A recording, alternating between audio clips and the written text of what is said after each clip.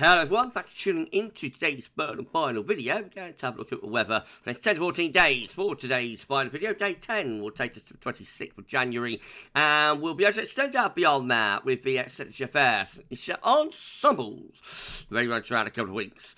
We'll have a look at the CFS V2 at the end of the video for the next 4 weeks. Gets us towards the middle of February, and I should get on back for you in a moment. Just saying about the first video today was our 6 UK weather forecast, and if that wasn't enough, we've also released the detailed European outlook, sorry, for the next week or so as well. Check out those two bits if you'd like to. Like, share, and subscribe on all today's videos and content. Thanks so much everyone for doing that. One subscriber, a solitary one, is going to get us to 19.4k. We're on the cusp. Gavs on the verge. If you could give us a sub and push it through the 19.4k boundary, that'd be absolutely awesome. Thank you so much everyone for doing that, and then we'll be almost, well, another 100, we'll be halfway to our target of 20,000 subscribers. Goodness gracious me. Thank you so much everyone for doing that. Right, okay, let's start off then with the Arctic oscillation of this one. Hope you're having a lovely Thursday afternoon, everyone. Thanks so much for tuning in. Right, we're going to have a look at the Arctic oscillation observed and forecast. So, black line shows where we've been with the AO, the red lines at the M with the GFS ensembles are forecasting the Arctic oscillation to go. So, the AO actually went very negative into the early part of January, but of course when we had the freaks up during the first week to 10 days of January. We are now positive though with the AO, which tells us that the blocking has gone, and we are, seeing low pressure over the Arctic and the pole. And generally over the next couple of weeks, the GFS ensembles are forecasting that the Arctic oscillation will be staying in positive territory as well. Now there is a little bit of scatter to that.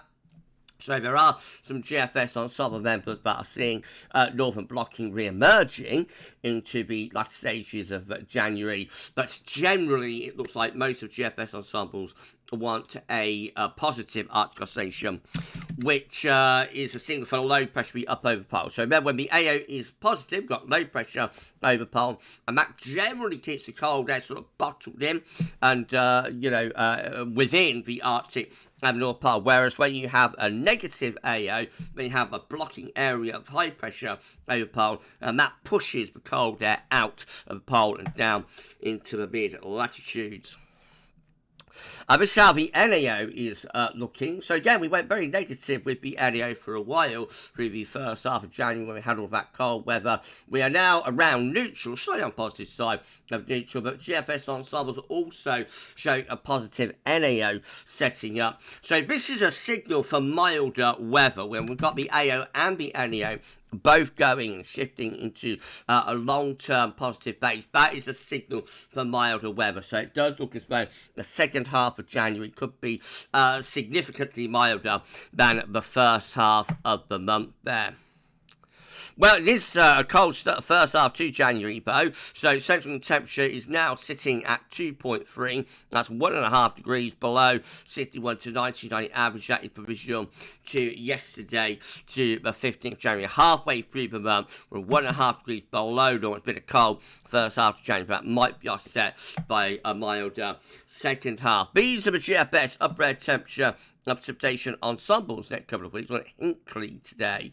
The red line is the third year upper air temperature average for Hinkley. We're starting off above average with those upper air temperature at the moment. However, an inversion will be taking place over the next few days, so it will be quite cold actually for large portions of England and Wales this weekend, with some overnight frost and low daytime temperatures. Beyond that, though, upper air temperatures returning to be close to or a little bit above average. That masks quite a bit of scatter. So we've got mild ensemble members up here. We've got colder ensemble members down there. There are still a few ensemble members that are developing a Scandinavian high and bring in an easterly flow. However, I think the chances of a Scandinavian high through the last week or so of January are reducing rapidly with each consecutive model run at the moment. You're going to see the chart data in a second. Precipitation-wise, a lot of dry weather still to come over the next few days, but next week, especially later next week, looking much more unsettled. In fact, we might be in for a bit of a deluge during the last week or so, but January it might be a case of the Atlantic unleashed.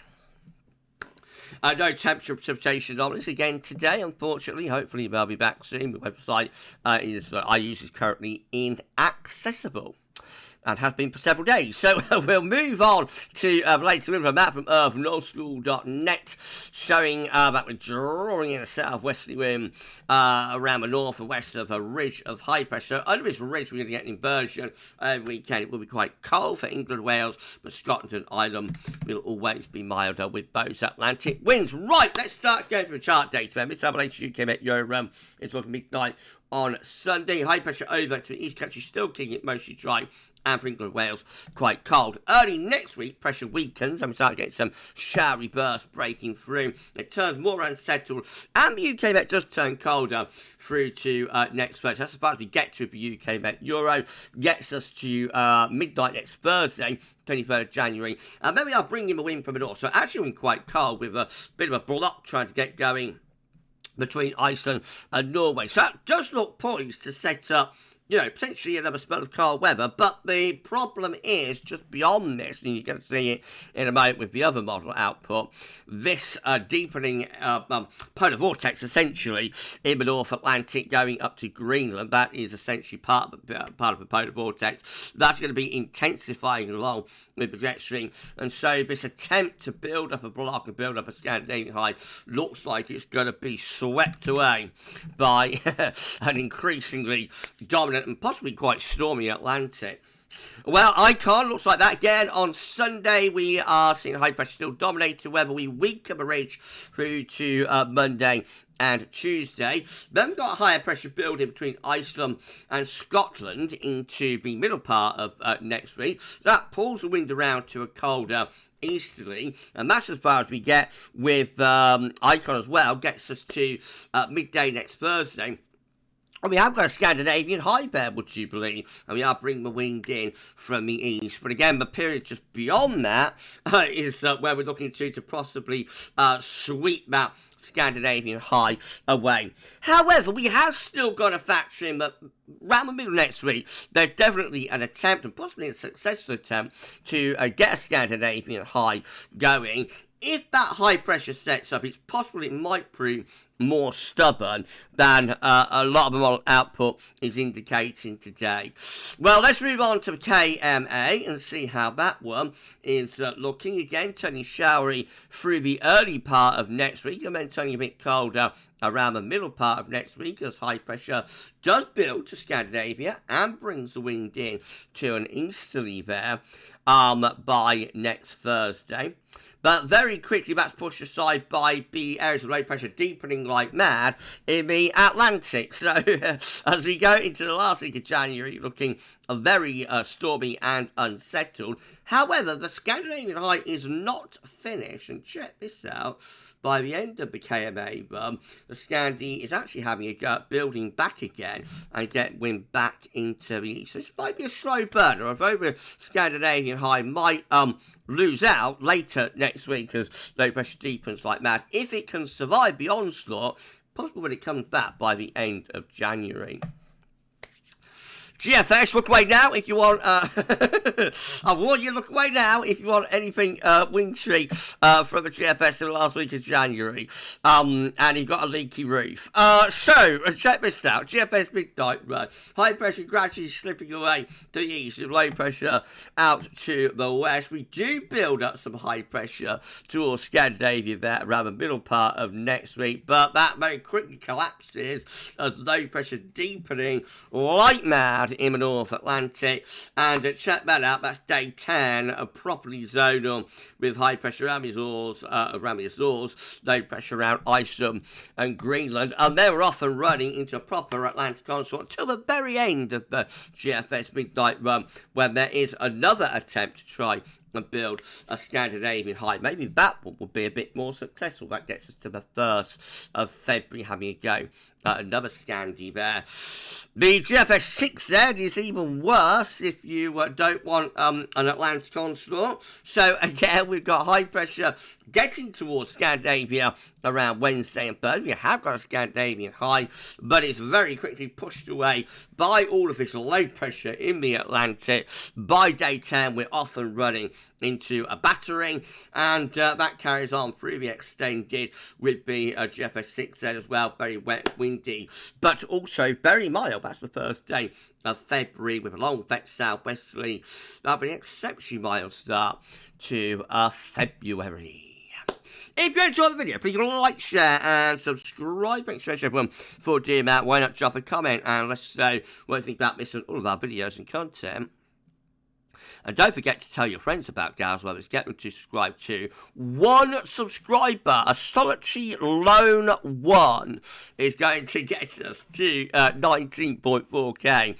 Oh, we are so close to 19.4k. It's unbelievable. Please give us a sub. Thanks so much, everyone, for doing that. Yeah, with low pressure coming in from off the Atlantic through the early part of next week, looking a little bit showery, possibly quite unsettled through next week. No real successful attempt at Scandi either, and that's how we end up looking very mild with the gem from beginning to end, really.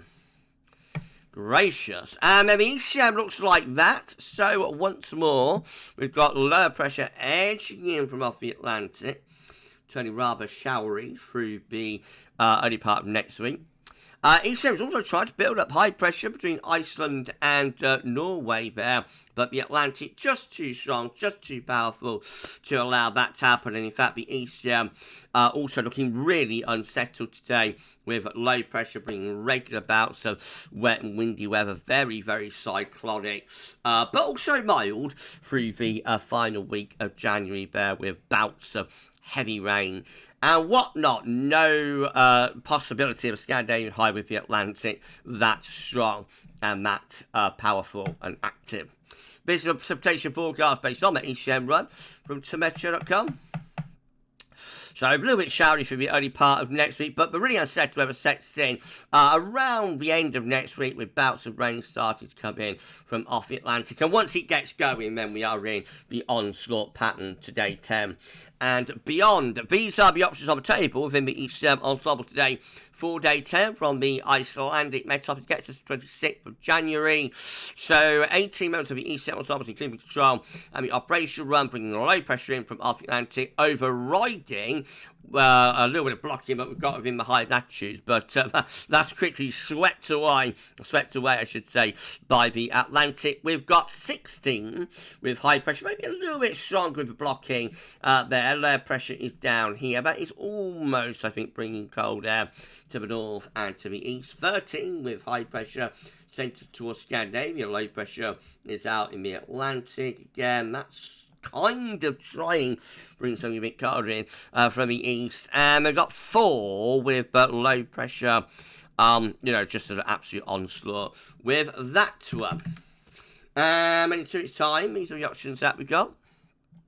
Gets us to the last day of January. Excuse me, 26 members of the ECM ensemble, deep low pressure in the Atlantic, coming up against a blocking area of high pressure over Scandinavia. So, that is a case of let battle commence. The irresistible force meets the immovable object. Which way do we go with that? Who knows? And then we've got 25, including the control and the operational run, looking very unsettled. So it's virtually a 50-50 split between whether the Scandinavian high can hold out and bring the possibility, no more than that, of some colder weather towards the end of January, or whether it will just be swept aside by all of the low pressure in the Atlantic. CFS V2, finally, this is a 500 millibar height anomalous, broken down to week periods. The first week period takes us from 16th to 22nd of January. The next week we have high pressure over and to the east country most right, and we're very close to bringing in an easterly wind there. Just got to get that high pressure a little bit further north, which then will bring in an easterly. But all change to week 2. It's the 29th of January. No Scandi. Instead, we have a low pressure driving in from off the Atlantic. Week 3 will be the 30th of January to the 5th of February, with plenty of low pressure in the Atlantic, high pressure to both south and to the east, and up comes that southwest winds. That's very mild, opening to February as well. And then week 4 is the 6th, which is 12th of February, and the mild weather goes on. With low pressure out Greenland Iceland, high pressure through the continent, and up is coming that long fetch southwesterly. The air with that is originates from around here, possibly south of Beers. Also tropical air wafting up through the first half of February would deliver an exceptionally mild opening to February, first half of February. And there we go. So we should wait and see. We had an exceptionally mild February last year. Of course, I'll be in for another one. We'll see. Right, we're done. Anyway, thanks so much everyone for tuning in. And if you enjoyed the video, please like, share, and subscribe. Thanks so much everyone for doing that. Don't forget to drop a comment. Let's know what you think about this, all of our videos and content, and etc, etc, etc.